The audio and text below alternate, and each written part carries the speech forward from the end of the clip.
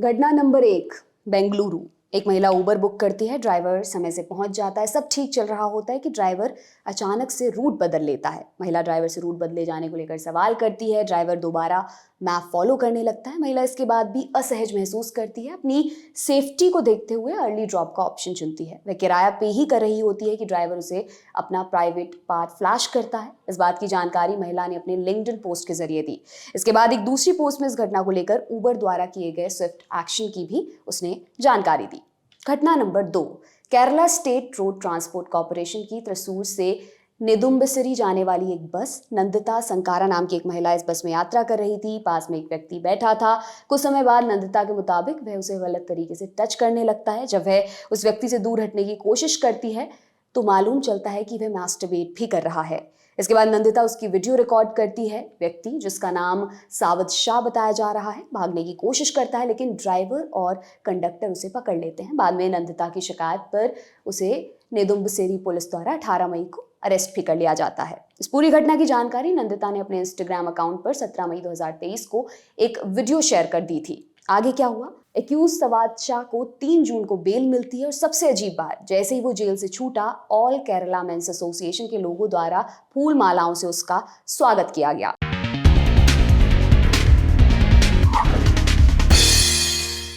नमस्कार, मेरा नाम दिव्यांशी सुमराव है। आप देख रहे हैं दी लंदन टॉप का महिलाओं से जुड़ा खास प्रोग्राम सनाना रिपब्लिक। मेरे साथ हैं इंडिया टुडे की एग्जीक्यूटिव एडिटर, मेरी को होस्ट प्रीति चौधरी। प्रीति, बहुत बहुत स्वागत है आपका दी लंदन टॉप में। आज के इस एपिसोड में हम बात करेंगे 2 विषयों पर। पहले बात होगी पब्लिक प्लेसेस में प्राइवेट पार्ट फ्लैश करने जैसी घटनाओं पर। कैसे इस तरह का हरासमेंट महिलाओं को इम्पैक्ट करता है, कैसे ये सोसाइटी को इम्पैक्ट करता है और कैसे इसे रोका जा सकता है। और फिर बात होगी मिसोजिनिस्टिक इन्फ्लुएंसर एंड्रयू टेट की। जानेंगे कि महिलाओं को लेकर घिनौनी बातें करने वाले इस कंट्रोवर्शियल इन्फ्लुएंसर के ऊपर कौन कौन से चार्जेस लगे हैं। शुरुआत करते हैं पहले विषय से। प्रीति, आए दिन हम इस तरह की घटनाएं देखते सुनते रहते हैं कि प्राइवेट पार्ट फ्लैश कर दिए किसी पुरुष ने। पब्लिक प्लेसेस में ऐसी घटनाएं सामने आती हैं। कई महिलाएं अपनी आवाज़ भी इन्हें लेकर उठा रही हैं। तो आप क्या सोचती हैं, जिस तरह से इस चीज़ को नॉर्मलाइज कर दिया जा रहा है, क्यों करते हैं पुरुष ऐसा? एक मानसिकता है दिवांशी, और मुझे यही लगता है क्योंकि अगर आप अपने आप से पूछें, अगर मैं अपने आप से पूछूं और अगर कोई भी महिला ये शो देख रही है वो अपने आप से पूछे और ट्रूली अकाउंट करे, तो अधिकतर महिलाएं at some point of time in their life, specially जब वो स्कूल या कॉलेज में होती हैं, क्योंकि बहुत नाइव होते हैं हम, थोड़े डरे हुए होते हैं, आपको पता नहीं होता कि आप कैसे डील करें। किसी ना किसी वक्त आपको एक स्टॉकर या एक somebody who has inappropriately flashed his private parts at you, 90% आप अपने महिलाओं को ये उनके साथ हुआ होगा। मेरे साथ बहुत बार हुआ है। मैं कॉलेज में, याद है मुझे 2-3 बार ऐसे हादसे हुए हैं। आपके साथ हुआ होगा। आप अगर एक ग्रुप में, अगर आप एक महिला हैं, आपका जो भी ग्रुप है, सोशल ग्रुप है, आपके फ्रेंड्स ग्रुप है या ऑफिस ग्रुप है, अगर आप बैठ के एक ना, कहते हैं अंग्रेजी में उसको स्नैप पोल, कि ऐसे ही बैठ के आप एक पोल ले लें कि किस किस महिला के साथ ऐसा हुआ है, स्टॉकिंग इंसिडेंट हुआ है या कोई ऐसा इंसिडेंट हुआ है कि किसी आदमी ने उनके सामने अपने प्राइवेट पार्ट्स फ्लैश किए हैं। आप देखेंगे 90% महिला कहेंगे हमारे साथ ये हुआ है। अभी इतना रैम्पेंट क्यों है? क्योंकि मुझे ना एक बहुत कनेक्शन लगता है, और ये मेरे साथ बहुत बार हुआ था जब मैं कॉलेज में थी, और 2-3 बार से भी ज़्यादा इंसिडेंट्स हुए हैं कि ये वो लोग, वो आपके मन में एक डर पैदा करना चाहते हैं और उस डर को वो ड्राइव करते हैं। अपना मतलब ऊर्जा मिलती है, मुझे लगता है उस डर से वो कंट्रोल की भावना आती है, पावर की भावना आती है, उनको एनर्जी मिलती है, ऊर्जा मिलती है। अगर आप में वो डर बैठ जाता है, और अगर आप उससे डील ऐसे करती हैं कि आप उनको इग्नोर करती हैं या आप चली जाती हैं, वो आपके साथ वो इंसिडेंट बढ़ता ही रहेगा, क्योंकि उसकी मानसिकता उस आदमी की ऐसी है कि उसको यही बिहेवियर आपका उसको ड्राइव करता है। ये एक्चुअली मैंने बाकायदा एक साइकोलॉजिस्ट से बात की है इसके बारे में, क्योंकि मैं कॉलेज में थी तब, और बहुत बार होता था मेरे साथ, और मैंने मतलब वो लक की बात है, आपके लक मान लीजिए, जो भी बात है, और ये 2-3 बार इंसिडेंट्स हुए।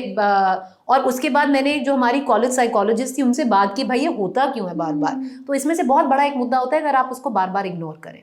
क्योंकि जो बुलीज होते हैं ना, अब बुलीज को हिंदी में क्या कहेंगे, जो भी मतलब जो बुली की मानसिकता रखते हैं, ये बहुत सिमिलर होता है। आपको जब ये इंसिडेंट आपके साथ होता है और आपको कितना भी असहज लगे, आपको कितना भी डर लगे, आपको टर्न अराउंड करके उस आदमी को आपको देखना पड़ेगा और उसको बोलना पड़ेगा कि आप मेरे साथ ऐसा नहीं कर सकते।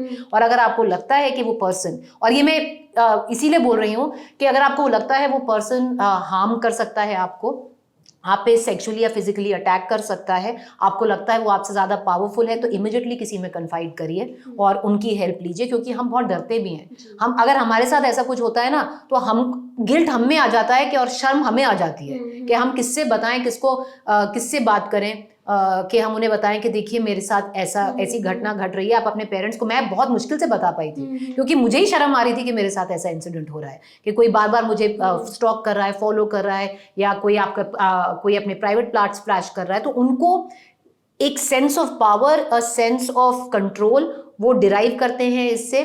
और जितना आप डरते हो, जितना आप सहम जाते हो, जितना आपके फेस पे लगता है उनको देखकर डर, वो और ज्यादा ड्राइव मिलती है उनको कि वो और आपके साथ ऐसा करें। आपके साथ नहीं इनकरेज होते हैं, वो किसी और के साथ भी ऐसा कर सकते हैं।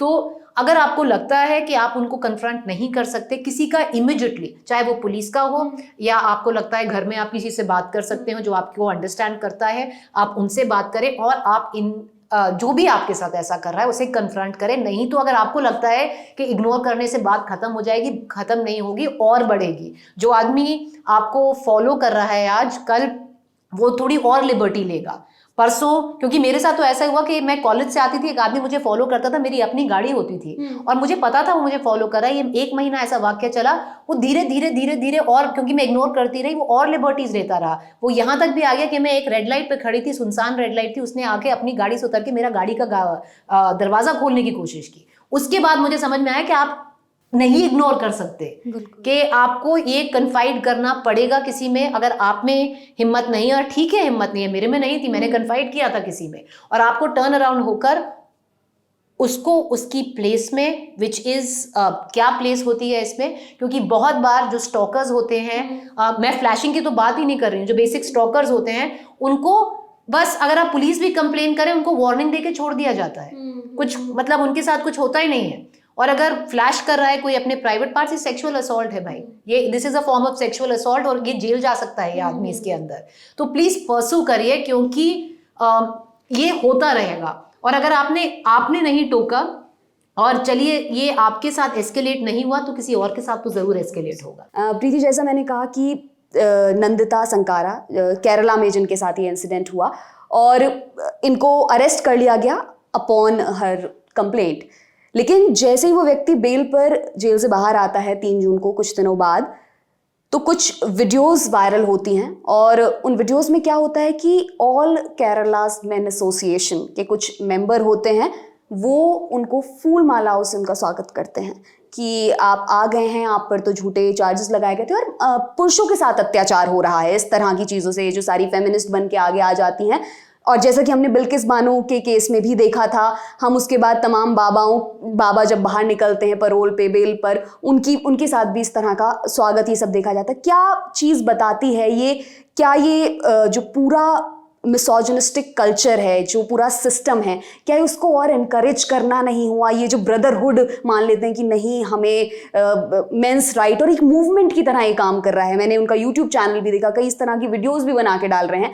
बिल्कुल ज़रूरत है, मुझे लगता है कि पुरुषों की तमाम चीज़ों के बारे में बात करना, पर इस तरह के जो एक्यूज्ड हैं उन लोगों का ऐसा स्वागत, क्या कहेंगे आप इस पर? आप इसमें मतलब इसमें कहना क्या है, ये बहुत ओपन में है, to celebrate misogyny, to celebrate not just misogyny, you're celebrating a criminal. Yes. देखिए इसमें, चलिए it is open to investigation कि इस आदमी ने कुछ किया है या नहीं किया है, before that investigation closes। और जो आदमी जेल में इस अपराध के लिए टाइम काट के आया है, तो एटलीस्ट ये तो एस्टैब्लिश्ड हुआ है ना कि उसने क्राइम किया था।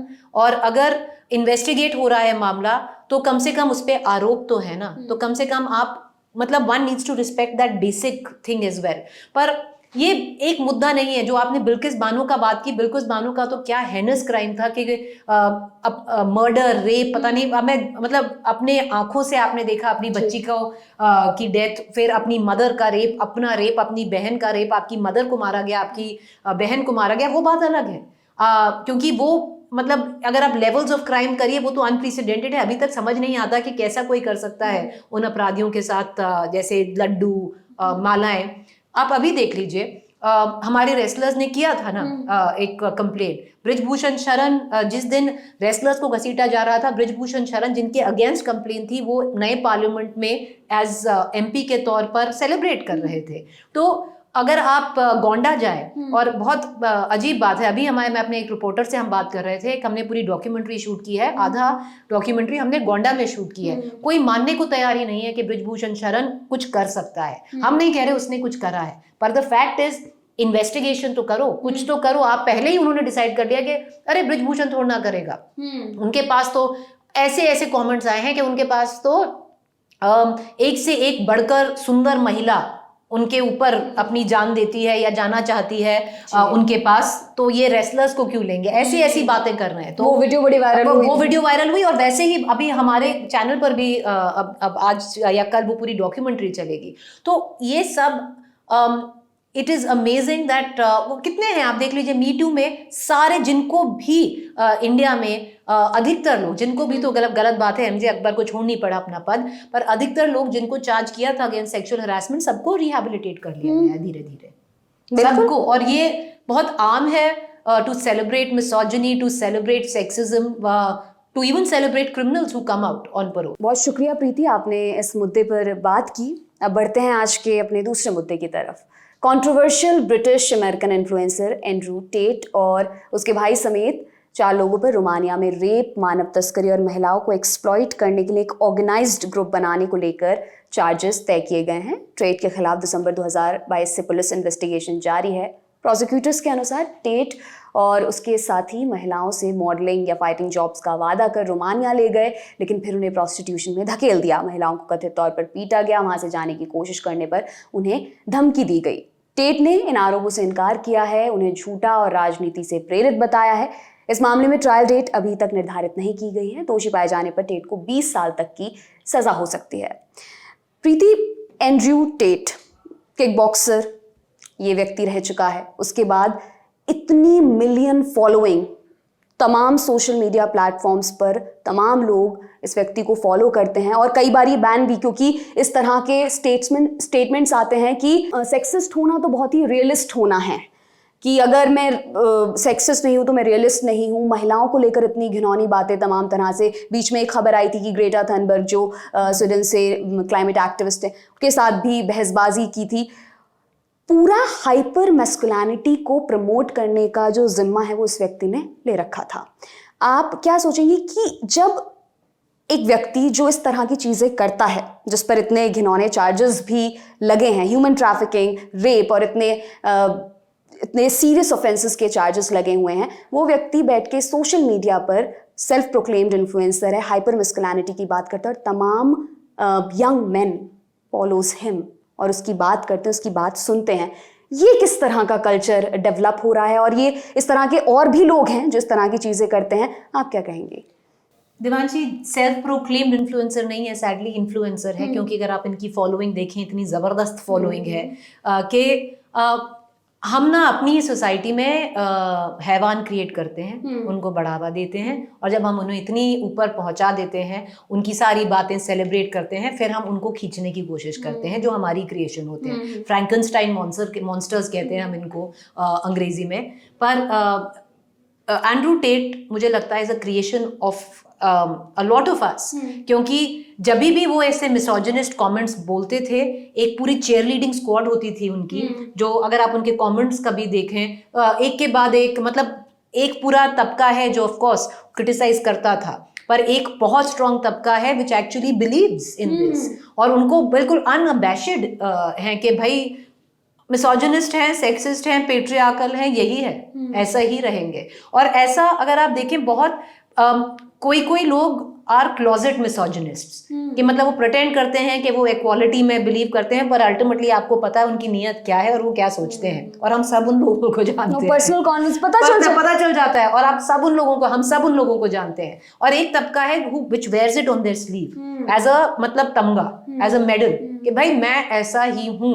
और ऐसा ये एक एंड्रू टेट नहीं है, बहुत है। जैसे मैं अभी परसों ही जैसे वीडियोस जो होमोसेक्सुअलिटी के अगेंस्ट, इक्वल राइट्स के अगेंस्ट जो उन्होंने वीडियोस निकाले हैं, बहुत लोगों ने एंटी अमेरिका में निकाले हैं। एक बहुत फेमस रॉक स्टार है, मैं उनका म्यूजिक भी सुनती थी, अब मुझे समझ में क्यों सुनती थी बचपन में, किड रॉक करके। अब किड रॉक ने भी एक पूरा वीडियो निकाला है जहां पर वो ऐसी भद्दी बातें बोल रहे हैं for people who are off from the gay community, जो होमोसेक्सुअल्स हैं, कि ही थिंक्स इट्स अब नॉर्मल।